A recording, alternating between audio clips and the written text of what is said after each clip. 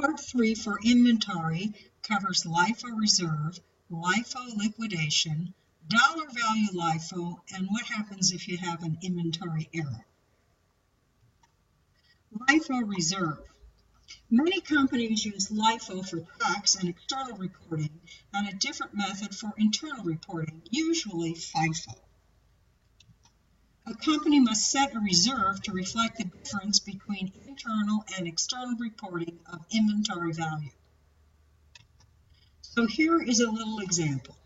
At the beginning of the year, the LIFO reserve had a credit balance of $1,300 because it's a contra account. At December 31st, the FIFO inventory balance was $2.9 million, but for external reporting and tax purposes, the balance was $1.5 million using LIFO. Now, what should be the entry to adjust?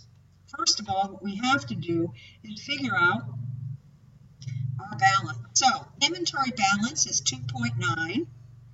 The LIFO inventory balance is 1.5, so we have a difference now of $1.4 million.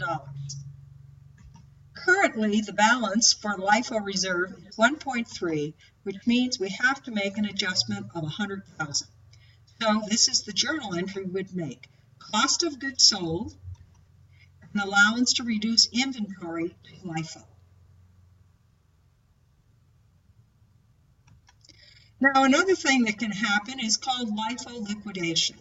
It's when a company uses LIFO, and this is when prices are rising and the costs that are in the beginning inventory are lower than the replacement cost. This is when this would happen. They cannot go below their minimum units at year-end to improve their net income if costs are rising. So, an example is we have beginning inventory was made up of two different costed items. You had 12,000 at 8 and 8,000 at 9. Now, during 2018, the inventory quantity declined to 10,000 units at year-end, and all units purchased during 2018 cost $12. What amount must be disclosed in the notes to the financials? Now, you wouldn't do a journal entry for this. You would just have a note to the financials about inventory and cost of goods sold. So, we would take 8,000 units out at 9 minus the 12, so we have a $3 adjustment times 8,000, and then we would take 2,000 out at 12 minus 8, or $4, and that gives us 8,000. So before tax LIFO liquidation profit on those 10,000 units that are below our normal inventory value would be 32,000. So that's what you would do. And remember, this is just a footnote, not a journal entry. Now, the next thing we're going to talk about is dollar value LIFO, which is indexing. Another way inventory can be valued using LIFO is using dollar value LIFO. Instead of using physical count, cost increases and decreases in pools of similar items are measured in terms of total dollar value. Now, what does that mean? Well, we'll go through two examples. Now, for our first one, all we have is year-end value and ending year at base cost. Now, the first thing we have to do is figure out the indexes because we need them for the layers. So, step one would be to calculate the indexes. And how do I do that? I take the year-end value and divide by the ending year at base costs. Now, always remember year one is, in this case, 2017 would be our base year, and it's always going to be 1. So 1 is our base year, and then we get 1.05 for 2018. So for that layer, we do 1.05. For 2019, we get 1.12. Then we get 1.2. So those are our 4 indexes for our layers. And now what we can do is determine the layers. Now, so we've got to first get the indexes, then we've got to figure out how much the layers are in base years. So what we're going to do is we're going to take the current dollar amount divided by the index equals the base year, and then we're going to subtract the prior year base, and that gives us the change. So for year 1, our change is 400,000. That would be our first year. For next year, we would take 420 minus our previous years of 400,000. So we said for 2018, we added a layer of 20,000.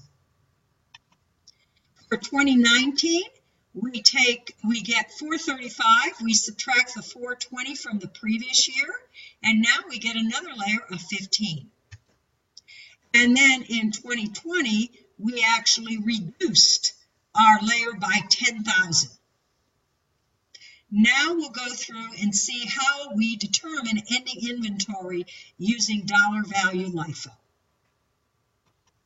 So for year one, it's just going to be 400,000.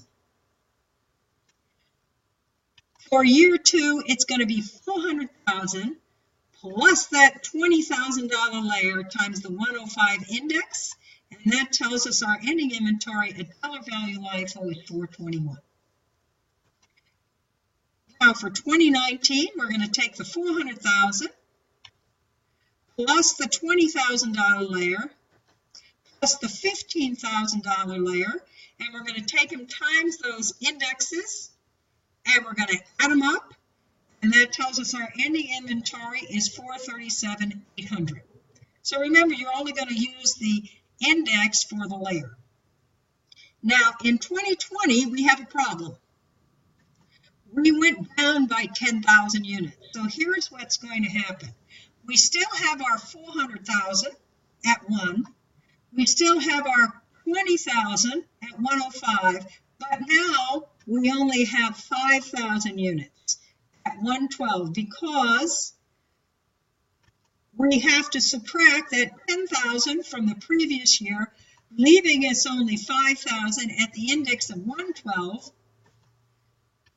The 10,000 goes away, which also means we're never going to use that 1.2 index.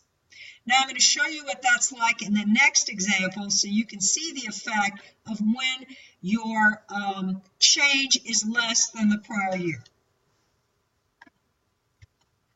Okay, now in this case, we've got 5 years. In this case, we have the ending inventory at what they paid for it, and now we've got our price indexes, so we don't have to calculate that.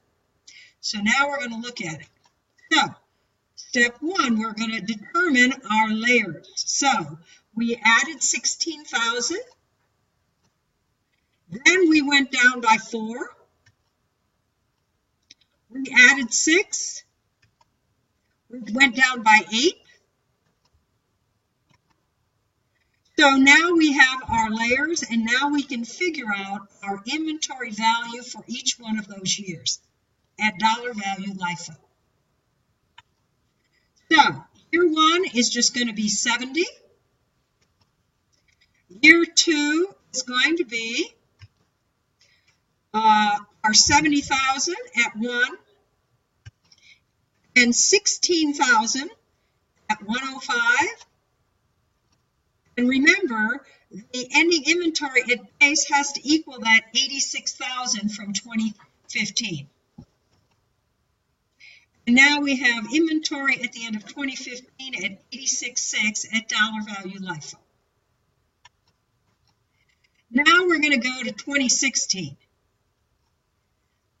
What we have to do, because we have a reduction of 4,000, we have to subtract that from year 2015, and now we only have 12,000 that we can use at the 1.05, and we can never use the 1.16 index because we don't have any units at that level. So you have to remember that. So now when we do our 2016, we're going to get 70,000 at 1. We're going to get 12,000 at 105, which equals our 82,000, which is our base year in 2015. So that's the thing we got to remember. And our dollar value LIFO is 82.6. Now 2017. We have only 12,000 left at the 1.05, none at the 1.16. So the increase of 6 is all going to have to be at the 1.2. So we're going to take 70,000 at 1. We're going to take 12,000 at 105 because that's all we have left. And then we're going to take the 6,000 at 1.2. Again, the 88,000 has to equal the base year at 2017, and now we have a dollar value LIFO of 89.8. Now for our last year, we had a reduction. With the decrease of 8,000, it's going to wipe out the 6,000, and it's going to wipe out 2,000 of that 12,000 we had left. So now, leaving only 10,000 at 1.05. So these go away.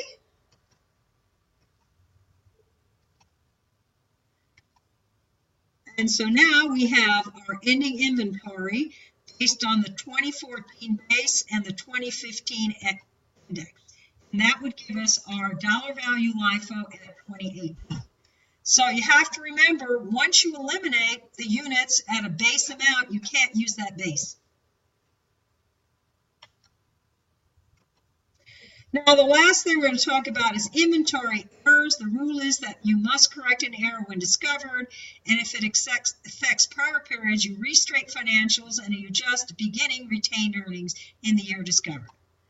So in our example, we reported cost of goods sold of 1.4 million, beginning retained earnings of 5.2.